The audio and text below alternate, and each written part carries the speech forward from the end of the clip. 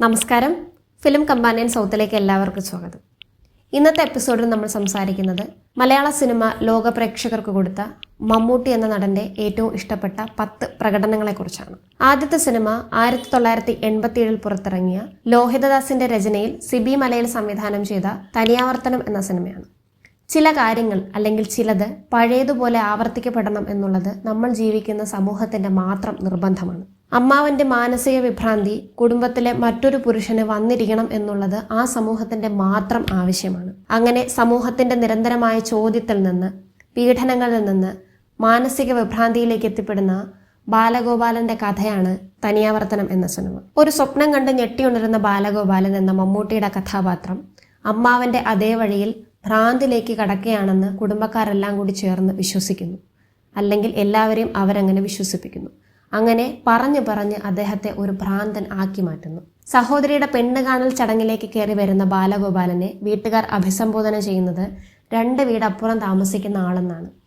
അത് കേട്ട് കഴിയുമ്പോൾ മമ്മൂട്ടി എന്ന നടന്റെ അല്ലെങ്കിൽ ബാലഗോപാലന്റെ മുഖത്ത് വരുന്ന ഭാവവ്യത്യാസങ്ങൾ, പേടി, ഭയം, അത്ഭുതം, വിഷമം, ദയ എല്ലാം തന്നെ കണ്ടിരിക്കുമ്പോൾ പ്രേക്ഷകരായ നമ്മുടെയും കണ്ണുകൾ ഒരിക്കലും നിറയാതിരിക്കില്ല. ഒടുവിൽ കുടുംബത്തിന് വന്ന ഈ ശാപം തീർക്കാൻ വിഷച്ചോറുരുട്ടി അമ്മ മകന് കൊടുക്കുന്നതെല്ലാം തന്നെയും സിനിമയിലെ മികച്ച സീനുകളിൽ ഒന്നാണ്. സ്വൈര ജീവിതത്തിനും വിഭ്രാന്തിക്കും ഇടയിലുള്ള ആ ചെറിയ നൂൽപ്പാലത്തിൽ കൂടി കടന്നു പോകുന്ന ബാലഗോപാലൻ എന്ന വ്യക്തിയുടെ മാനസികാവസ്ഥ അവിസ്മരണീയമാക്കിയിരിക്കുന്നു മമ്മൂട്ടി എന്ന നടൻ. രണ്ടാമത്തെ സിനിമ 1990 പുറത്തു വന്ന അടൂർ ഗോപാലകൃഷ്ണന്റെ മതിലുകളാണ്. മലയാളത്തിന്റെ പ്രിയപ്പെട്ട എഴുത്തുകാരൻ വൈക്കം മുഹമ്മദ് ബഷീറിന്റെ ഇതേ പേരുള്ള പുസ്തകത്തിന്റെ സിനിമാ പതിപ്പാണിത്. മലയാളികൾ വായിക്കുകയും ഇഷ്ടപ്പെടുകയും ചെയ്ത എഴുത്തുകാരനെയും എഴുത്തിനെയും സ്ക്രീനിലെത്തിക്കുക എന്നുള്ളത് ശ്രമകരമായൊരു ദൗത്യമാണ്. എന്നാൽ ഈ റോൾ മമ്മൂട്ടി എന്ന നടന്റെ കയ്യിൽ വളരെ ഭദ്രമായിരുന്നു. നമ്മൾ വായിക്കുകയും രസിക്കുകയും ചെയ്ത എത്രയോ സംഭാഷണങ്ങളാണ് ഒട്ടും അതിഭാവുകത്വം കലരാതെ മമ്മൂട്ടി എന്ന നടൻ സ്ക്രീനിൽ എത്തിച്ചിരിക്കുന്നത്. സുന്ദരമായ പേരെന്നും സുന്ദരമായ വയസ്സെന്നും മമ്മൂക്ക പറയുമ്പോൾ ഒരു നിമിഷത്തേക്കെങ്കിലും മമ്മൂക്ക മാറിപ്പോയി വൈക്കം മുഹമ്മദ് ബഷീർ വരുന്നത് നമുക്ക് കാണാൻ പറ്റും. ലളിതമായ വാക്കുകളിൽ വളരെ വലിയ തത്വചിന്തകൾ പറയുന്ന ബഷീർ എന്ന എഴുത്തുകാരനെ ശരീരത്തിലേക്കും തൻ്റെ ചെറു ചിരിയിലേക്ക് പോലും ആവാഹിച്ച് മമ്മൂട്ടി എന്ന നടൻ പകർന്നാടിയിരിക്കുന്നു.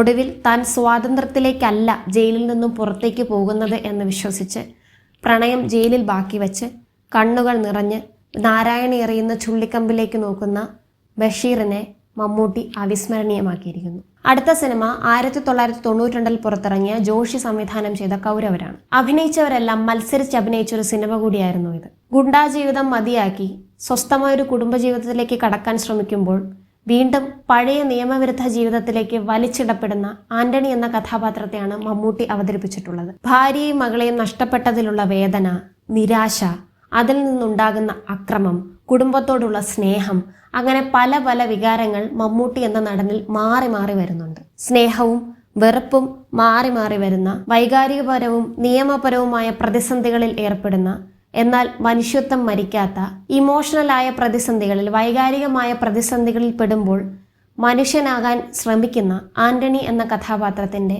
സങ്കീർണമായ അവസ്ഥകളെ മമ്മൂട്ടി എന്ന നടൻ അതിഗംഭീരമായി സ്ക്രീനിൽ എത്തിച്ചിരിക്കുന്നു. ഇതൊരു സൂപ്പർ ഹിറ്റ് സിനിമയായതുകൊണ്ട് തന്നെ എല്ലാവർക്കും പരിചയമുള്ളൊരു സിനിമ കൂടിയായിരിക്കുമെന്ന് തോന്നുന്നു. അടുത്ത സിനിമ 1994 പുറത്തിറങ്ങിയ അടൂരിന്റെ തന്നെ വിധേയൻ എന്ന സിനിമയാണ്.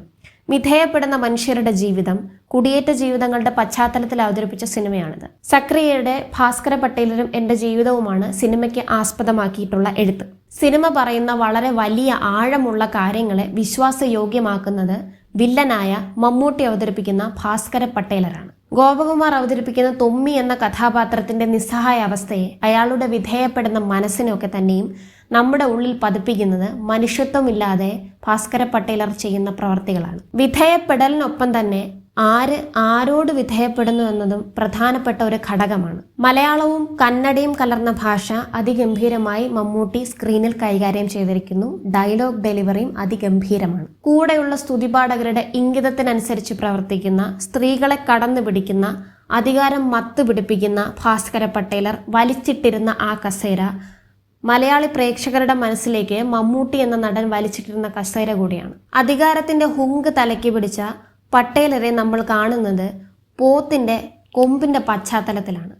അവിടെ നിന്നും വെടിയേറ്റ് വീഴുന്ന പട്ടേലറിലേക്കുള്ള മാറ്റം, വിശ്വാസയോഗ്യമാക്കുന്ന തരത്തിലുള്ള ഏറ്റവും മനോഹരമായ സബ്ടലായ ഒരു പ്രകടനമാണ് മമ്മൂട്ടി ഈ സിനിമയിൽ കൊടുത്തിട്ടുള്ളത്. അടുത്ത സിനിമ 1997 പുറത്തിറങ്ങിയ ലോഹിതദാസിന്റെ ഭൂതക്കണ്ണാടിയാണ്. വിദ്യാധരൻ എന്ന വാച്ച് റിപ്പയർ ചെയ്ത് ജീവിക്കുന്ന കഥാപാത്രത്തെയാണ് മമ്മൂട്ടി അവതരിപ്പിച്ചിട്ടുള്ളത്. ആ മനുഷ്യന്റെ ഭ്രമങ്ങളെയും ഭയങ്ങളെയുമാണ് സിനിമ നമുക്ക് മുന്നിലെത്തിക്കുന്നത്. തൻ്റെ കൂട്ടുകാരിയുടെ മകൾക്ക് സംഭവിച്ച പോലെ ഒരു ദുരന്തം തൻ്റെ മകൾക്കും സംഭവിക്കുമോ, അല്ലെങ്കിൽ മറ്റേതെങ്കിലും പെൺകുട്ടിക്ക് സംഭവിക്കുമോ എന്നുള്ള നിരന്തരമായ ഭയം ജയിലിൽ കിടക്കുന്ന വിദ്യാധരനെ ആക്രമിക്കുന്നുണ്ട്. നഷ്ടപ്രണയമുള്ള നിസ്സഹായനായ സാധാരണക്കാരനായ മനുഷ്യൻ ജയിലിലെ ഒരു ചെറിയ ഹോളിനുള്ളിലൂടെ ചില കാഴ്ചകൾ കണ്ട് സന്തോഷിക്കുന്നു. അതേപോലെ ചില കാഴ്ചകൾ കണ്ട് ഭയപ്പെടുന്നു. ഭൂതക്കണ്ണാടി ചവിട്ടിപ്പൊട്ടിക്കും എന്ന് പോലീസുകാരൻ പറയുമ്പോൾ ഭയപ്പെട്ട് വെപ്രാളപ്പെട്ട് ഭൂതക്കണ്ണാടി പിറകിലേക്ക് മറച്ചു പിടിക്കുന്നതും പോലീസുകാരനോട് തട്ടിക്കയറുന്നതും ഏറ്റവും വിശ്വാസയോഗ്യമായ രീതിയിൽ മമ്മൂട്ടി എന്ന നടൻ അവതരിപ്പിച്ചിരിക്കുന്നു. ഒടുവിൽ തന്നെ ഭയപ്പെടുത്തിയ മനസ്സിന്റെ കയറൂരി വിട്ട സമൂഹത്തോടാണ് ക്ലൈമാക്സിൽ വിദ്യാധരൻ ആരാ എന്ന് ചോദിക്കുന്നത്. ഈ കഥാപാത്രത്തെ മമ്മൂട്ടി ഗംഭീരമാക്കിയിരിക്കുന്നു. സ്വസ്ഥ ജീവിതത്തിന്റെ സുഖം അനുഭവിക്കാൻ പറ്റാത്ത അച്ഛനായും കാമുകനായും നിസ്സഹായനായ മനുഷ്യനായും അദ്ദേഹം മികച്ച പ്രകടനമാണ് ഈ സിനിമയിൽ കാഴ്ചവെച്ചിട്ടുള്ളത്. അദ്ദേഹത്തെ അത്ഭുതത്തോടു കൂടി മാത്രം കാണാൻ സാധിക്കുന്ന ഒരു സിനിമയാണ് ഭൂതക്കണ്ണാടി. അടുത്ത സിനിമ 2005 പുറത്തിറങ്ങിയ അൻവർ റഷീദിന്റെ രാജമാണിക്യമാണ്. തിയേറ്ററുകളിൽ ആളുകളെ ഇളക്കി മറിച്ചൊരു സിനിമയായിരുന്നു ഇത്. ഈ സിനിമയുടെ ഏറ്റവും വലിയ പ്രത്യേകത എന്ന് പറയുന്നത് ഇതിൽ ഉപയോഗിച്ചിരിക്കുന്ന തിരുവനന്തപുരം ജില്ലയിലെ ഒരു ഭാഗത്തെ ഭാഷയാണ്.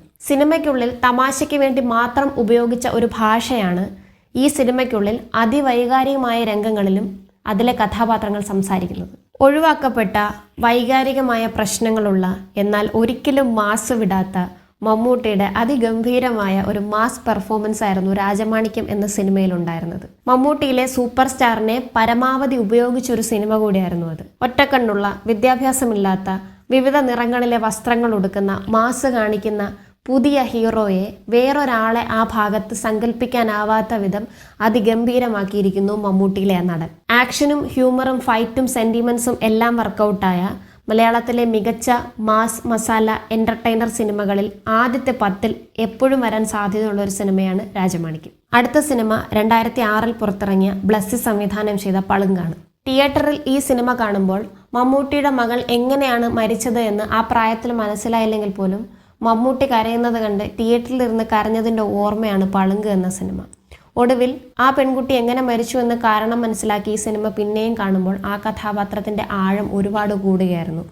പിന്നീട് ഒരു സമയത്ത് നന്മ കഥാപാത്രങ്ങളിലേക്ക് മലയാള സിനിമ അറിഞ്ഞോ അറിയാതെയോ മമ്മൂട്ടിയിലെ നല്ല നടനെ ടാഗ് ചെയ്തു അല്ലെങ്കിൽ ലേബൽ ചെയ്തു എങ്കിൽ പോലും പളുങ്കിലെ ആ കഥാപാത്രത്തെ ഏറ്റവും പ്രിയപ്പെട്ടതാക്കുന്നത് മമ്മൂട്ടി എന്ന നടൻ്റെ പെർഫോമൻസാണ്. നിസ്സഹായനായ മനുഷ്യനായിട്ടും മക്കളെ സ്നേഹിക്കുന്ന അച്ഛനായിട്ടും അമ്മയെ സ്നേഹിക്കുന്ന മകനായും ഭാര്യയോട് സ്നേഹവും കൂറുമുള്ള ഭർത്താവായും അദ്ദേഹം പകർന്നാടിയിട്ടുണ്ട് പളുങ്ക് എന്ന സിനിമയിൽ.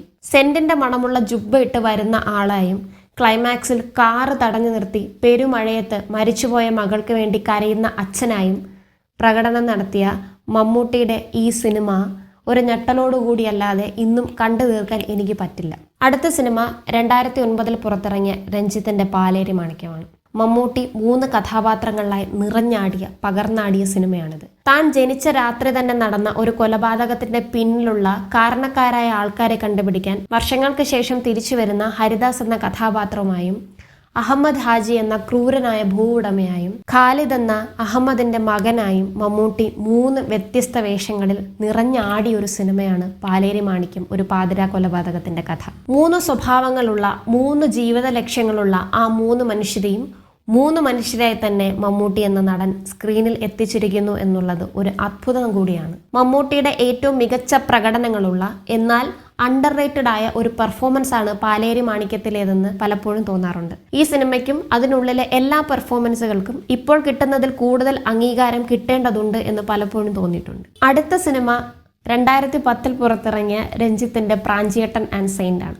ജീവിതത്തിൽ വലിയ സാമ്പത്തിക വിജയമുള്ളപ്പോഴും എന്തൊക്കെയോ പ്രശ്നങ്ങളുള്ള ആൾക്കാർ അരിപ്രാഞ്ചി എന്ന ഇരട്ടപ്പേര് വിളിച്ച് കളിയാക്കുന്ന പ്രാഞ്ചിയേട്ടന്റെ മുഖം മമ്മൂക്കയുടെ മുഖമാണ്. തനിക്കെല്ലാം ഉണ്ടായിട്ടും ആൾക്കാർ തന്നെ ഇരട്ടപ്പേര് വിളിച്ച് കളിയാക്കുന്നു എന്ന് അറിയാവുന്ന, തന്നെ ആൾക്കാർ ബഹുമാനിക്കുന്നില്ല, വേണ്ടവിധം ബഹുമാനിക്കുന്നില്ല എന്ന് കണ്ട് ബഹുമാനം കിട്ടുന്നതിന് വേണ്ടി മറ്റു മാർഗങ്ങൾ അന്വേഷിച്ചു പോകുന്ന പ്രാഞ്ചിയേട്ടനെ മമ്മൂക്ക ഏറ്റവും ഗംഭീരമായി അവതരിപ്പിച്ചിരിക്കുന്നു. തൃശ്ശൂർ ഭാഷയുടെ സ്വാഭാവികമായ ഉപയോഗം, അതുപോലെ ആൾക്കാരുടെ മുന്നിൽ വലിയ ആളാകാനുള്ള ശ്രമങ്ങളെല്ലാം നടത്തി പാളിപ്പോകുമ്പോഴുള്ള വിഷമം, പ്രണയം നഷ്ടപ്പെടുമ്പോഴുള്ള വല്ലാത്ത ദുഃഖം, അതുപോലെ പുണ്യാളനോട് മലയാളം അറിയില്ലേ എന്ന് ചോദിക്കുമ്പോഴുള്ള അത്ഭുതം, ഇതെല്ലാം മറ്റൊരു നടനിലും കാണാനാകാത്ത വിധം അതിഗംഭീരമായിരിക്കുന്നു മമ്മൂട്ടിയിൽ. വളരെ വൈബ്രൻ്റായ പുതുമയുള്ള ഒരു ട്രീറ്റ്മെൻ്റ് ആയിരുന്നു പ്രാഞ്ചിയേട്ടൻ എന്ന സിനിമയിൽ സംവിധായകൻ കൊണ്ടുവന്നിരുന്നത്.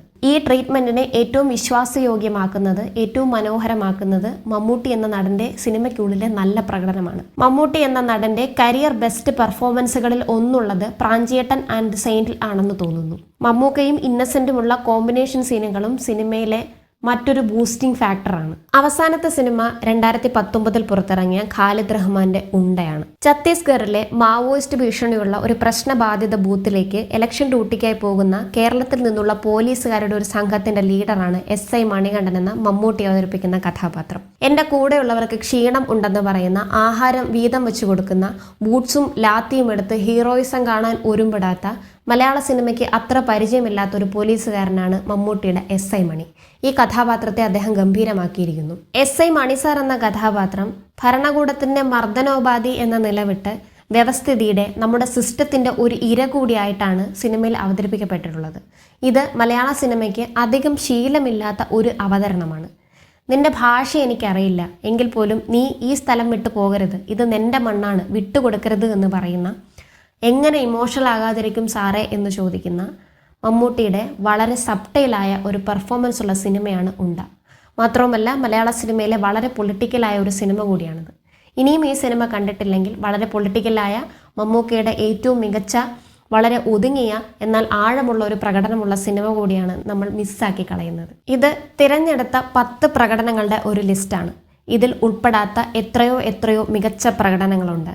പൊന്തന്മാട, സൂര്യമാനസം, മൃഗയ, പഴശ്ശിരാജ, പപ്പയുടെ സ്വന്തം അപ്പൂസ്, ഡോക്ടർ ബാബാ സാഹിബ് അംബേദ്കർ, അങ്ങനെ എത്ര അവിസ്മരണീയമായ അഭിനയ മുഹൂർത്തങ്ങൾ. ഇതിൽ വിട്ടുപോയത് അല്ലെങ്കിൽ പറയേണ്ടിയിരുന്നത് എന്ന് തോന്നുന്നത് നിങ്ങൾ കമൻറ്റ് ചെയ്യുക. ഈ വീഡിയോ ഇഷ്ടമായെങ്കിൽ please do like, share and subscribe to Film Companion South. അടുത്ത വീഡിയോയിൽ കാണാം. നന്ദി, നമസ്കാരം.